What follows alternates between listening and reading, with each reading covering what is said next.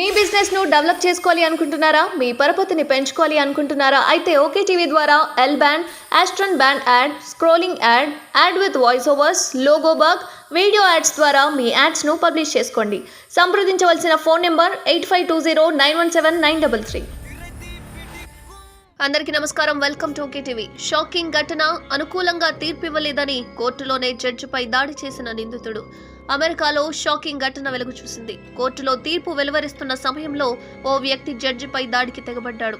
తనకు అనుకూలంగా తీర్పు ఇవ్వకపోవడంపై కోపోద్రిక్తుడైన సదరు వ్యక్తి కోర్టులో పోలీసులతో సహా అందరూ చూస్తుండగా ఒక్కసారిగా పరిగెత్తుకుంటూ వచ్చి జడ్జిపైకి దూకాడు.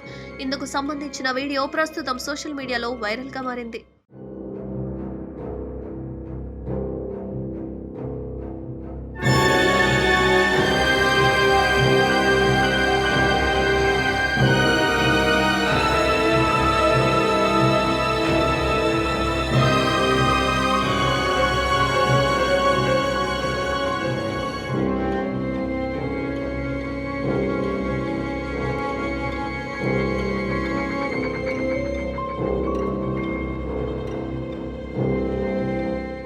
వాషింగ్టన్లోని క్లార్క్ కౌంటీ జిల్లా కోర్టులో బుధవారం ఈ ఘటన చోటు చేసుకుంది. డియోబ్రా రెడ్డెన్ అనే నిందితుడి కేసుకు సంబంధించి న్యాయమూర్తి మేరీ కే హెల్తర్స్ తీర్పును చదువుతున్నారు. హానికరమైన బ్యాటరీతో దాడికి ప్రయత్నించినట్లుగా ఘటనలో అతనిపై 3 కేసులు నమోదయ్యాయి. శనివారం ఉదయం 11 గంటల ప్రాంతంలో వాద ప్రతివాదనలు జరిగాయి.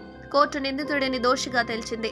అతని ప్రొబేషన్ అభ్యర్థనను తిరస్కరించిన న్యాయమూర్తి మేరీ కే హుల్దర్స్ తనకు శిక్ష అనుభవించే సమయం ఆసన్నమైందని వ్యాఖ్యానించారు. దీంతో కోపోద్రిక్తుడైన నిందితుడు డియోబ్రా రెడ్డెన్ ఆకస్మికంగా జడ్జి ఎదురుగా ఉన్న బెంచ్ పైకి దూసుకుపోయాడు. మెరుపు వేగంతో జడ్జిపై అమాంతంగా పడిపోయి ఆమెను కొట్టసాగాడు. ఈ ఆకస్మిక చర్యకు అందరూ ఒక్కసారిగా షాక్ కి గురయ్యారు. వెంటనే కోర్టు గది సిబ్బంది నిందితుడిని బంధించి న్యాయమూర్తికి రక్షణ కల్పించేందుకు ప్రయత్నించారు. పోలీసులు అతన్ని బంధించి వారితో పెనుగులాడటం వీడియోలో కనిపిస్తుంది. ఈ ఘటనలో న్యాయమూర్తి హెల్తర్స్ తనకు గాయమైనట్లు అధికారులు తెలిపారు. కోర్టు రూమ్ లో ఉన్న అమెరికా జెండా, నెవాడా రాష్ట్ర జెండా నేలకూలాయి. కోర్టు మార్షల్ కు కూడా గాయాలయ్యాయి.